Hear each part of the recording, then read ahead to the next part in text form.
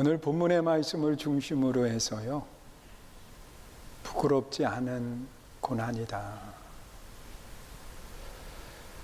사람이 세상을 살아가는 삶의 모습을 보면 사람들이 모두가 원하는 것은 평탄하고 평안한 삶을 모두가 다 원해요. 그런데 살면서 늘 그런 삶이 지속이 되지는 않습니다. 생활하다 보면 나도 모르는 사이에 고난이라고 하는 것이 찾아오게 돼요. 고난이 없이 살아가는 사람은 아무도 없다는 겁니다. 다 고난 속에 살아요. 오늘 이 본문에 기록되어 있는 말씀에도 보면 예수님의 많은 사랑을 받았고 또한 시대 속에 가장 크게 일했던 예수님의 제자 베드로가 자신의 삶의 모습을 돌아보면서 신앙의 아름다운 고백을 하는 부분이 오늘 본문의 말씀입니다. 우리가 아는 것처럼 이 베드로라고 하는 사람은 최고의 칭찬을 받기도 했었고 또 최악의 말을 듣기도 했던 것이 이 베드로의 삶이에요.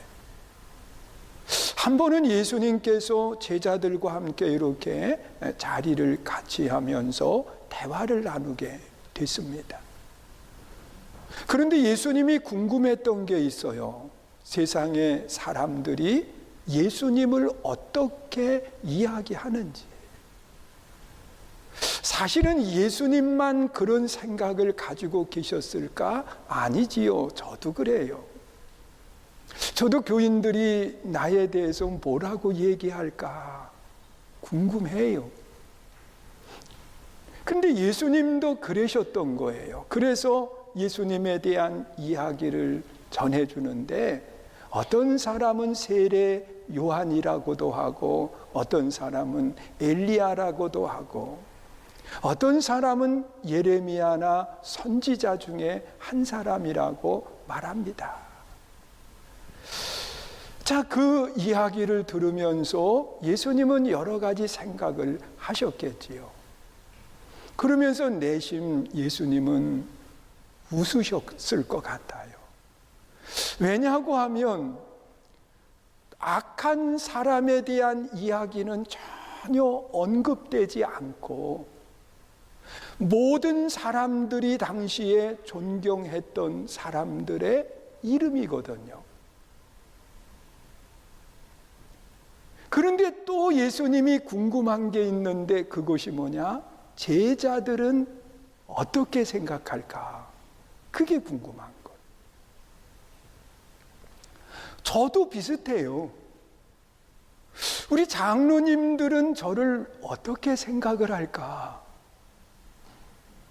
그게 궁금할 때 있어요.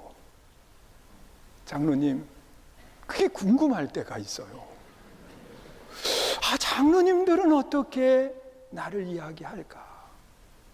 예수님이 제자들의 생각이 궁금했거든요. 그래서 물을 때 가장 먼저 시몬 그가 답변을 하는 거예요. 주는 그리스도시요 살아계신 하나님의 아들이십니다.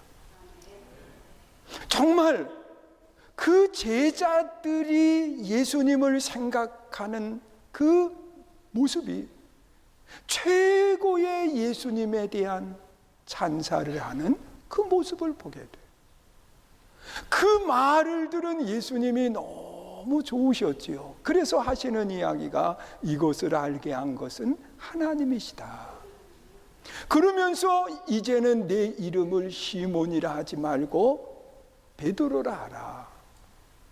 여러분, 시몬은 조약돌과 같은 모습을 이야기하면 베드로는 반석을 이야기하는 거거든요.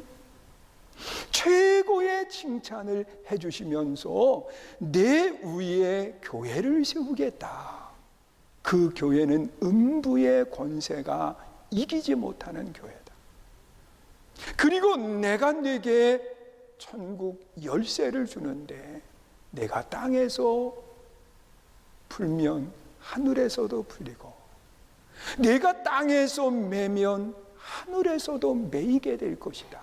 그러면서 정말 사람이 들을 수 있는 최고의 칭찬을 예수님이 해주시는 모습을 보게 돼요. 그리고 난 뒤에 예수님은 내가 십자가를 이야기해도 될 만큼 분위기가 무르익었다, 그런 생각을 하시고 예수님이 십자가를 지실 일에 대해서 제자들에게 말씀하시는 거예요. 자, 이 말을 할 때 시몬 베드로가 가장 먼저 하는 이야기가 뭐냐고 하면, 예수님, 그런 일이 예수님에게 일어날 수는 없습니다. 우리가 있지 않습니까? 절대로 예수님이 십자가로 나아가지 못하도록 우리가 막을 겁니다, 이런 뜻인 거예요. 그때 예수님이 최고의 칭찬을 하셨다가 최악의 책망을 하세요. 사탄아, 물러가라. 여러분, 지금 면전에다 대고 사탄이라고 하는 말을 사용하고 있거든요. 그러니 최고의 칭찬을 받았다가 최악의 책망을 받은 사람이 누구냐? 시몬 베드로예요. 그리고 또한 자기 스스로에게 있어서도 가장 부끄러움을 당했다가 가장 영광이 되는 모습을 갖게 된 것이 베드로예요. 한 번은 예수님이 제자들과 대화를 나누시면서 여기 있는 너희들, 내가 십자가에 달려 죽을 때 다 떠나게 될 것이다. 그때 시몬 베드로가 뭐라고 이야기합니까? 예수님, 여기 있는 다른 제자들은 다 떠날 수 있지만 나는 아닙니다, 그랬어요. 그런데 예수님이 십자가에 달려 죽기도 전에 그 빌라도 법정에서, 가야바 법정에서 그 시몬 베드로가 예수님을 3번씩이나 부인하는데, 나중에는 저주하면서까지 부인하고 예수님의 곁을 떠나가는 모습을 보여줘요. 내 스스로 가장 부끄러운 자리로 내려간 것이 누구냐? 베드로였던 거예요. 예수님을 3번씩이나 부인하고 가장 부끄러운 자리, 이런 베드로가 가장 영광의 자리로 나아가는 모습을 또 보여주는데, 시몬 베드로가 성령의 충만을 받고 복음을 전하는 여정 속에 그가 십자가에 달려 죽게 되는 자리로 나아가게 돼요. 순교의 자리로.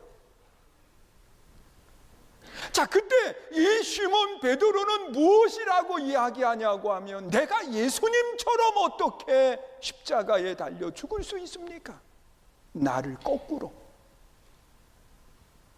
십자가에 달아달라고 하면서 최고의 영광을 드러내는 자리에 시몬 베드로가 서게 돼요. 여러분, 이런 최고의 자리로 섰다가 최악의 자리로 내려갔던 사람, 가장 부끄러운 자리에서 가장 영광의 자리로 올라간 사람 베드로가 오늘 우리들에게 이야기하는 거예요. 그 말씀 속에 보면 우리가 세상을 살아가는 여정 속에 고난을 만났을 때 우리는 두 부류의 사람들로 나누게 된다는 겁니다. 한 부류는 고난을 부끄러워해야 되는 사람이 있다, 그렇게 이야기하고, 그 고난을 당하되 그 고난이 부끄럽지 않은 고난이라고 하는 사실을 또 이야기하는 거예요. 그것이 오늘 본문 16절에 기록이 되어 있어요. 우리 한번 보세요. 읽습니다. 16절. 읽습니다. 시작. 만일 그리스도인으로 고난을 받으면 부끄러워하지 말고 도리어 그 이름으로 하나님께 영광을 드리라. 여러분, 분명히 이 고난이라고 하는 것을 당하면 사람들은 어떤 생각을 하느냐? 부끄러운 생각을 하는 거예요. 그래서 내게 힘든 일을 만난 것을 사람들은 다 감추려고 합니다. 이야기하지 않아요. 내가 이런 고난을 당하고 있다고 말하지 않아요. 알까봐 쉬쉬하고 그 고난을 감추려고 하는 그런 모습들을 보게 돼요. 그런데 이 고난을 사람들은 단 하나로 생각을 하거든요. 부끄러운 것으로 생각을 하는 거예요. 그런데 예수님의 사랑을 받은 베드로는 고난을 두 종류로 본 거예요. 부끄러운 고난과 하나님께 영광이 되는 고난이라고 말하고 있어요. 여러분, 부끄러워해야 될 고난은 부끄러워해야 돼요. 여러분, 성경에 기록되어 있는 인물 가운데 그 비유로 말씀하신 것 있거든요. 누가복음 15장에 보면 탕자에 대한 이야기를 하세요. 여러분, 어느 가정에 두 아들이 있었습니다. 그 첫 번째 아들은 아버지의 말씀에 고분고분 순종을 잘하는데, 이 둘째 아들은 아버지의 이야기에 꼭 토를 달아요. 아버지가 무능력해 보이는 거예요.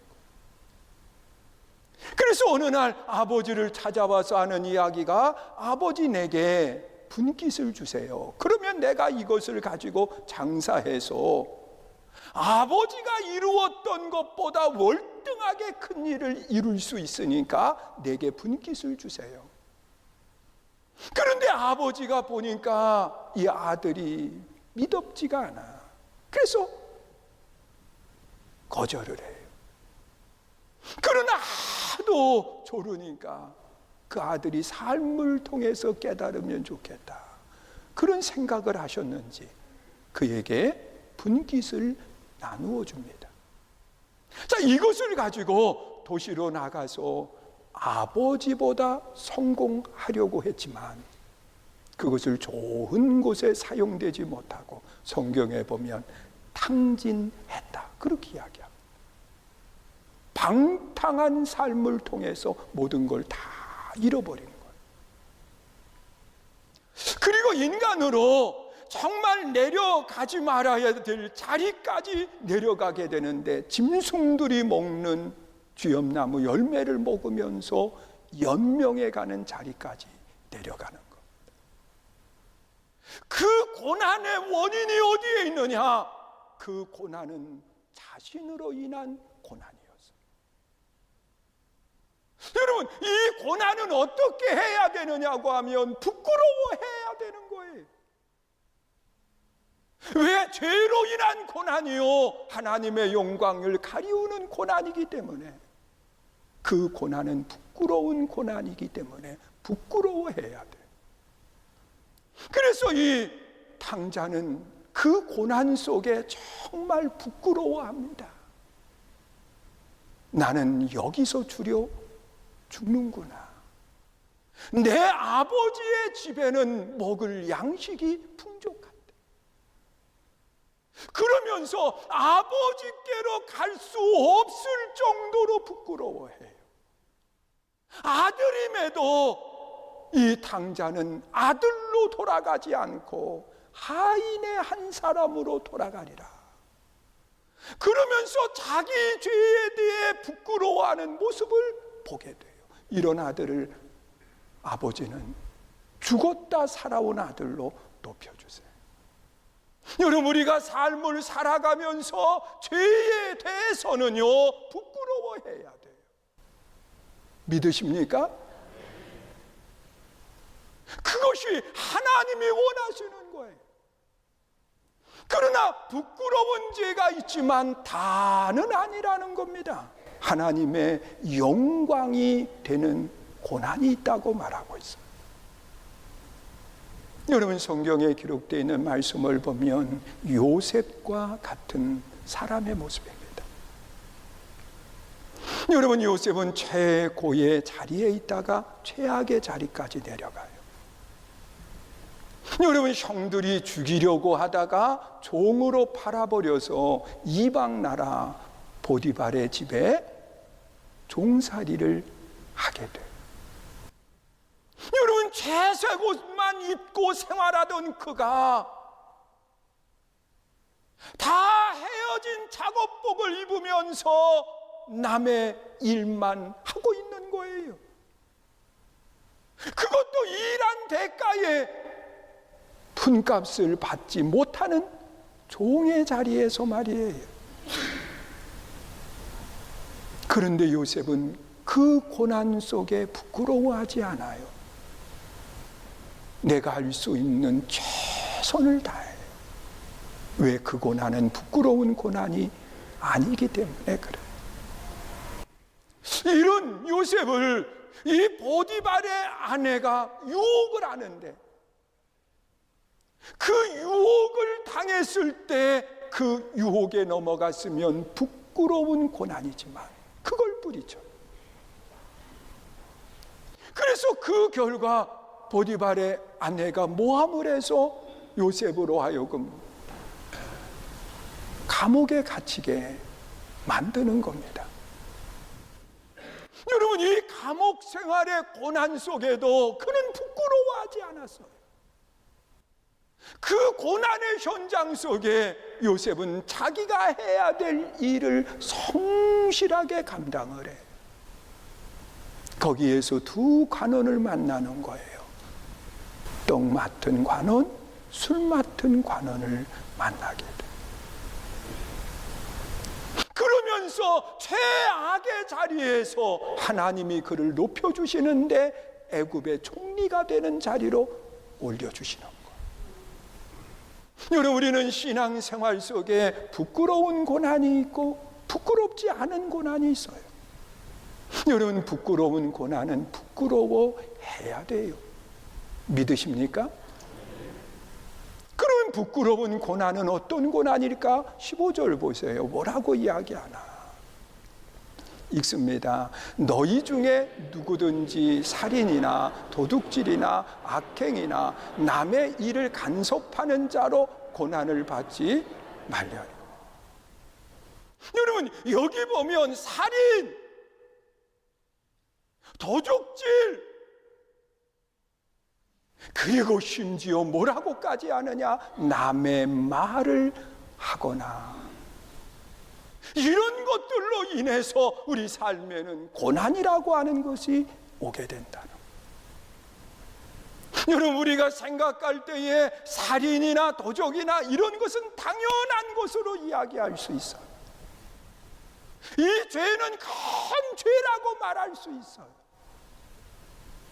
그러나 남의 이야기를 하는 것은, 이것은 별로 큰 죄라고 생각하지 않아요. 그래서 우리는 나도 모르는 사이에 남의 이야기할 때 많아요. 남의 이야기할 때 많아요.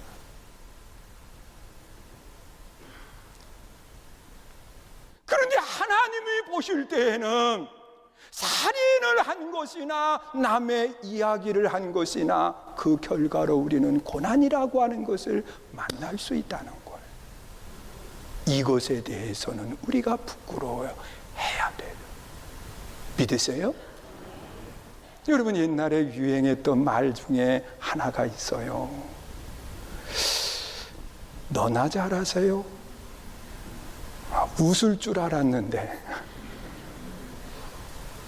여러분, 우리는 그런 모습을 가질 때 너무 많거든요. 여러분, 고난은 부끄러울 때는 부끄러워해야 되고, 하나님의 영광이 되는 고난은 잘 이겨야 돼요. 믿으세요? 그러면서 이 고난 속에 우리가 하나님의 영광을 드러내는 고난을 가리켜서 베드로는 뭐라고 이야기했느냐? 그 고난을 연단이다 그랬습니다. 12절 말씀을 보세요. 읽습니다. 시작. 사랑하는 자들아, 너희를 연단하려고 오는 불시험을 이상한 일 당하는 것 같이 이상히 여기지 말고. 여러분, 연단이라고 하는 것은요, 더 귀한 일들을 할 수 있도록 하나님이 훈련하시는 것과 같다는 거예요. 여러분, 하나님이 보실 때 저 사람은요, 100이라고 하는 숫자를 일할 수 있는 능력을 가진 사람이었는 거예요. 그런데 그 100이라고 하는 일을 할 수 있는 사람이 지금 50밖에를 못해. 그러면 하나님은 50을 할 수 있도록 내버려 두시지를 않는 거예요. 그래서 우리는 하나님이 연단하실 때에는요, 원망하지 마요. 입술로 범죄하지 마요. 하나님이 훈련하실 때는 입을 딱 다물고 묵묵히 그 일들을 감당해 가는 거예요. 그때 하나님은 나로 하여금 순금과 같이 나오게 하세요. 믿으십니까? 그리고 또한 하나님이 나를 연단하고 훈련하실 때 그 고난이라고 하는 것을 사용하실 때 그 고난이 하나님의 영광이 되게 해야 돼요. 여러분, 사도 바울은 자신의 많은 고난과 어려움이 있었어요. 사실 이 바울은요, 자기가 가지고 있는 실력만 가져도요, 그는 생활하는데 아무 지장 없이 살아갈 수 있는 위치에 있었던 사람이에요. 그런데 그가 부활의 예수님을 만나고 난 뒤에 고난의 자리로 내려가게 되는데, 바울에게는 지병이 있었어요. 그 병이 간질이라고도 하고 안질이라고도 이야기해요.